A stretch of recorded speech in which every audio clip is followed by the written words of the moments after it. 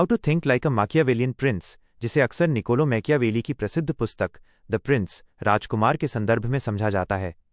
राजनीति, सत्ता और कूटनीति पर लिखी गई दुनिया की सबसे प्रभावशाली किताबों में से एक है।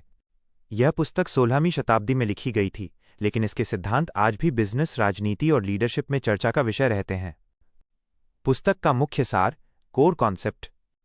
मैकियावेली का मानना था कि एक शासक प्रिंस को कैसा होना चाहिए। आदर्शवाद के बजाय दुनिया असल में कैसी है, यथार्थवाद पर ध्यान देना चाहिए।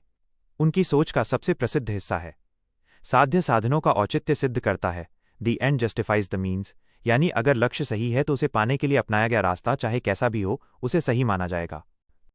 किताब की मुख्य बातें, की लेसन्स। इस किताब से मिलने वाली कुछ प्रमुख शिक्षाएं नीचे दी गई हैं। डर बनाम प्यार, फियर वीएस लव। मैकियावेली कहते हैं कि एक राजा के लिए प्यार और डर दोनों पाना अच्छा है, लेकिन अगर किसी एक को चुनना हो तो डरा हुआ होना प्यार पाने से ज्यादा सुरक्षित है, क्योंकि लोग अपनी मर्जी से प्यार करते हैं लेकिन डर शासक के नियंत्रण में होता है।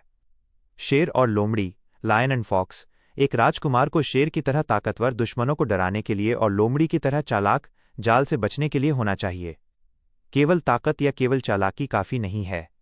परिणाम सबसे ऊपर, फोकस ऑन रिजल्ट्स। जनता हमेशा परिणाम देखती है। यदि आप सफल होते हैं और अपने राज्य या लक्ष्य की रक्षा करते हैं तो आपके द्वारा किए गए कठोर कार्यों को लोग माफ कर देंगे। किस्मत और तैयारी, फॉर्चून एंड वर्च्यू।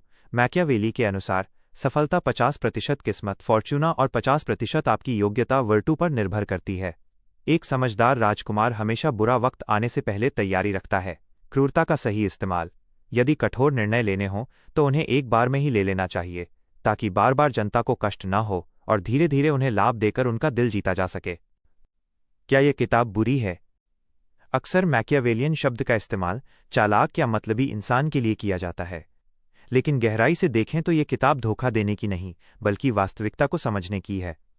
यह बताती है कि एक प्रतिस्पर्धी दुनिया में खुद को और अपने संगठन को कैसे सुरक्षित। जरूर, मैकियावेली की सोच को गहराई से समझने के लिए हमें उसके लीडरशिप स्टाइल और रणनीति, स्ट्रैटेजी के उन पहलुओं को देखना होगा जो आज के समय में भी उतने ही प्रभावी हैं। यहां मैकियावेली के 3 सबसे महत्वपूर्ण पावर रूल्स का विस्तार दिया गया है। 1. व्यावहारिक यथार्थवाद, प्रैक्टिकल रियलिज्म। मैकियावेली का कहना था कि अगर आप एक ऐसी दुनिया में अच्छे बनने की कोशिश करते हैं जहां बाकी सब बुरे हैं तो आपका हारना तय है। मतलब, एक लीडर को परिस्थिति के अनुसार ढलना आना चाहिए। अगर ईमानदारी काम ना आए तो उसे कूटनीति, डिप्लोमेसी का सहारा लेने में हिचकिचाना नहीं चाहिए। आज के समय में बिजनेस में इसका मतलब है कि केवल अपनी नैतिकता पर अड़े रहने के बजाय मार्केट की प्रतिस्पर्धा और विरोधियों की चालों को समझकर अपनी रणनीति बनाना। 2. शेर और लोमड़ी का सिद्धांत, the lion and the fox. यह लीडरशिप का सबसे मशहूर उदाहरण है। शेर ताकत। शेर भेड़ियों को डरा सकता है, लेकिन वह जाल, ट्रैप्स नहीं देख सकता। एक लीडर के पास अपनी बात मनवाने की शक्ति होनी चाहिए। लोमड़ी चालाकी। लोमड़ी जाल को पहचान सकती है लेकिन भेड़ियों से लड़ नहीं सकती। एक लीडर को इतना बुद्धिमान होना चाहिए कि वो अपने खिलाफ हो रही साजिशों को पहले ही भांप ले। सीख। एक महान लीडर वो है जो जानता है कि कब उसे अपनी ताकत दिखानी है और कब उसे पीछे रहकर चुपचाप अपनी चाल चलनी है। 3. जनता, टीम का समर्थन, the support of the people. Machiavelli ने चेतावनी दी थी कि एक राजा को कभी भी अपनी जनता से नफरत नहीं करवानी चाहिए। नफरत से बचें। भले ही लोग आपसे डरें, लेकिन उन्हें आपसे नफरत नहीं होनी चाहिए। अगर लोग आपसे नफरत करेंगे तो वे आपकी पहली गलती पर ही आपके खिलाफ विद्रोह कर देंगे। संपत्ति और सम्मान। मैकियावेली के अनुसार लोग अपने पिता की मृत्यु को भूल सकते हैं, लेकिन अपनी संपत्ति या सम्मान के नुकसान को कभी नहीं भूलते। इसलिए एक लीडर को दूसरों के हक और सम्मान का ध्यान रखना चाहिए। मैकियावेलियन लीडरशिप के फायदे और नुकसान। फायदे, प्रॉस। नुकसान, कॉन्स। निर्णय लेने में तेजी और स्पष्टता। टीम में विश्वास की कमी हो सकती है। संकट के समय में अत्यधिक प्रभावी। लंबे समय में लोग आपको स्वार्थी समझ सकते हैं। विरोधियों पर मानसिक बढ़त।